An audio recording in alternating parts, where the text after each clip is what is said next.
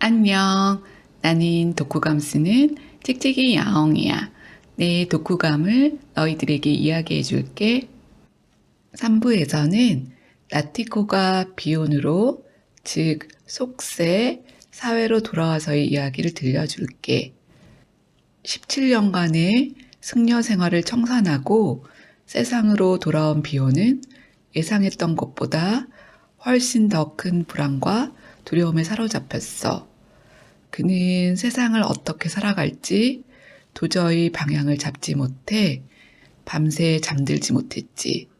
또 산행에서 우연히 벌레에 물려 얻은 병으로 고통받고 있어서 친구들과 부모님의 도움에도 불구하고 극단적인 선택까지 생각할 정도로 자신을 비하하고 상황을 악화시키는 목소리에 사로잡혔어. 하지만 머릿속에 떠오르는 모든 생각을 믿으면 안 된다는 것을 떠올리며 명상을 통해 가느다란 희망의 줄을 잡기 시작했고 18개월의 암흑 같은 시간을 이겨내고 살아남은 거야. 이 부분을 읽으며 17년간 그 많은 시간을 수행했음에도 역경 앞에서는 인간은 참 작은 존재라는 생각이 들며 비혼의 두렵고 숨이 막힐 듯한 솔직한 심정이 절절히 와 닿았지. 그는 명상을 가르치며 사회와 소통하기 시작했어. 크고 작은 명상 수련회를 이끌었고 그가 가진 소중한 것을 사람들과 공유하면서 위로와 용기를 주는 사람이 되었지.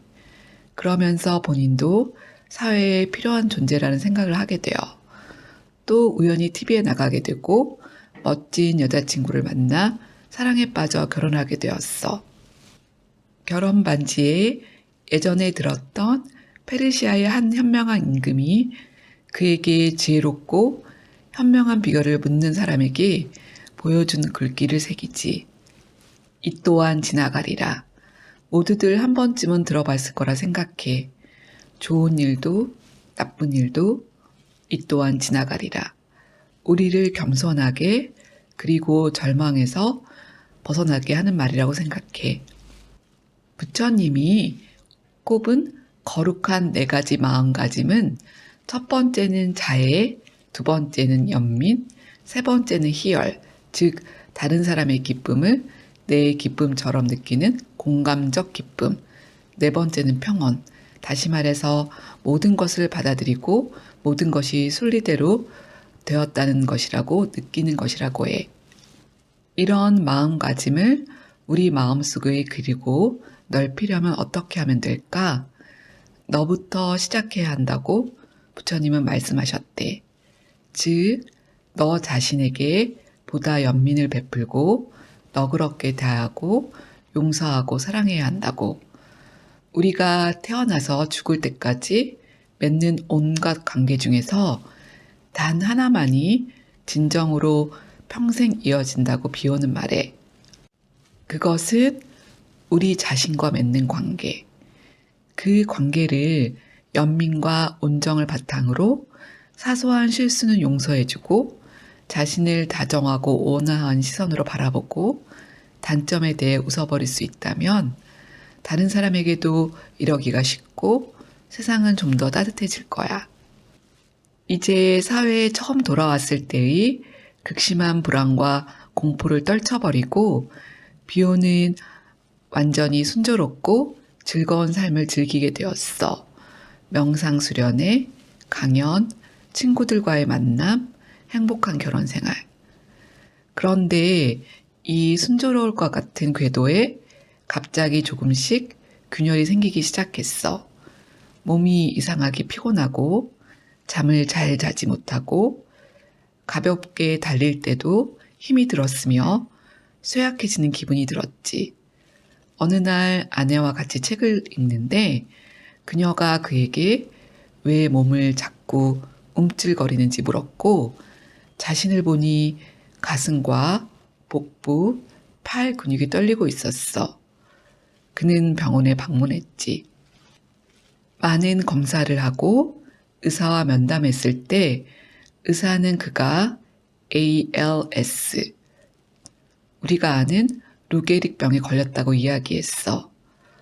모든 근육이 약해져 결국에는 숨까지 쉬지 못하게 되는 스티븐 호킹 박사가 앓았던 그 병이지. 그는 그 선고를 받고 슬픔이 파도처럼 몰려왔어. 아내 엘리사베트와 함께 늙어갈 줄 알았는데 으붓손자 소녀들이 자라는 모습을 지켜보고 싶었는데 그는 믿을 만한 친구들에게 전화했고 그들은 그의 마음을 붙잡아 주었어. 그래서 침착하게 집으로 갈 수 있었지. 그 중에 그 안에 현명하고 직관적인 목소리가 들려왔어. 지금까지 내가 진실되게 살 수 있도록 격려해 주어서 고마워. 내 안에 아름다운 측면을 발휘할 기회를 많이 준 것도 정말 고마워. 그런데 내가 바랐던 때보다 훨씬 일찍 마지막 숨을 거둘 날이 올 것 같아. 차분히 생각해보니 용서받지 못한 일이나 깊이 후회할 일, 바로잡지 못한 일을 저지르진 않았어. 내 어깨를 짓누를 만큼 묵직한 업을 짓지는 않았어. 그래서 때가 오면, 이 필멸의 고리를 벗어던질 때가 오면 그동안 바르게 살았음을 알기에 난 환한 얼굴로 죽음을 맞이할 수 있을 거야. 다음에 무슨 일이 닥칠지 두려워하지 않으면서 숨을 거둘 수 있을 거야. 이 부분은 책의 그대로인 부분이야. 얼마나 많이 울었는지 몰라. 나는 사람의 진정한 모습은 죽음을 맞이할 때 나온다고 생각하거든.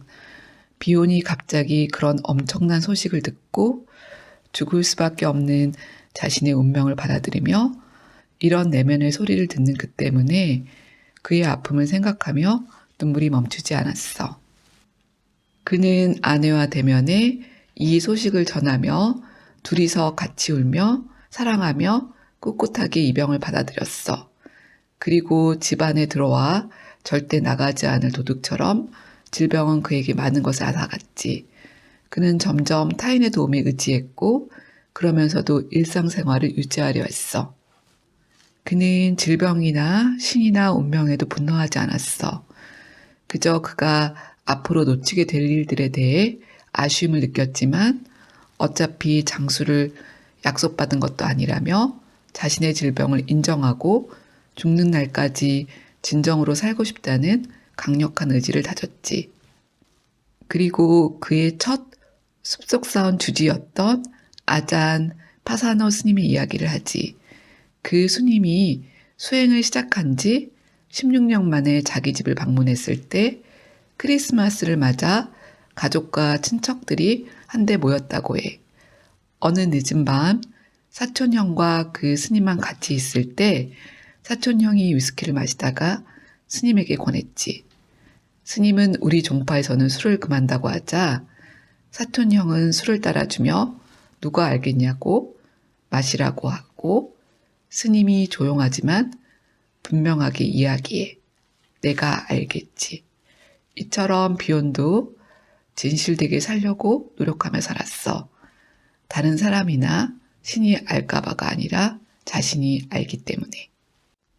그러면서 삶은 어느 날 갑자기 끝날 거라고.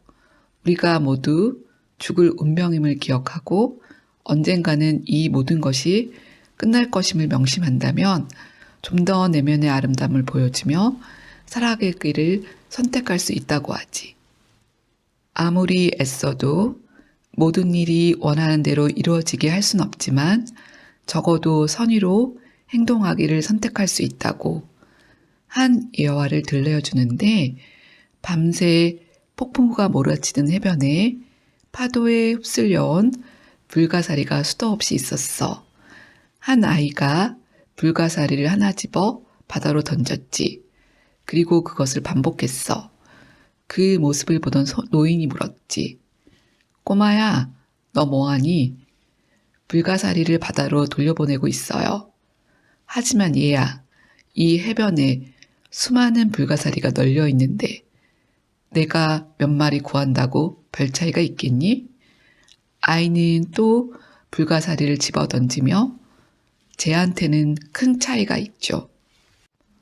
우리가 죽는다는 것을 머리만이 아니라 온몸으로 이해할 때 다른 사람을 그리고 삶 자체에 다가갈 유일한 방식이 존재한다는 것을 깨닫게 된다고 해. 그것은 바로 다정하게 다가가야 한다는 것이야. 그리고 화해와 용서가 필요하다고 해. 결국 그것은 상대를 위한 것이 아니라 자기를 위한 것이라고 하지. 여기서도 밥 딜런의 할머니가 밥 딜런에게 해준 이야기와 비슷한 이야기가 나와. 만나는 사람마다 너가 모르는 전투를 치르고 있다. 친절하라. 그 어느 때라도. 예전 숲속사원에 태국 국왕과 왕비까지 제자로 둔 총명하고 명상에 조예가 깊은 스님이 계셨대. 하루는 국왕이 스님에게 스님도 화난 적이 있습니까? 라고 묻자 그 스님이 미 디테 마이아오. 화가 나긴 하지만 그 화는 아무것도 차지하지 못합니다. 우리가 어둡고 부정적인 감정을 모두 피할 수는 없겠지만 그 감정이 우리 자신이라고 믿지 않길 바란다고 이야기해. 비온이 책을 쓰고 있던 그때가 코로나 바이러스가 급속도로 번지고 있었고 그는 병 때문에 완전한 격리를 하고 있었지. 하지만 좋아하고 존경하는 스님들과는 영상통화를 하며 연락하며 지냈어. 그러면서 지금 나에게 진실로 중요한 것은 무엇일까 생각했지. 제일 먼저 남들을 기쁘게 하는 것이 덜 중요해졌고 반면에 고마운 마음을 표현하는 것은 너무도 중요해졌대. 그리고 상황이 어떨지 어떻게 될지보다는 바로 지금 여기에서 사는 것이 무엇보다 중요하다고.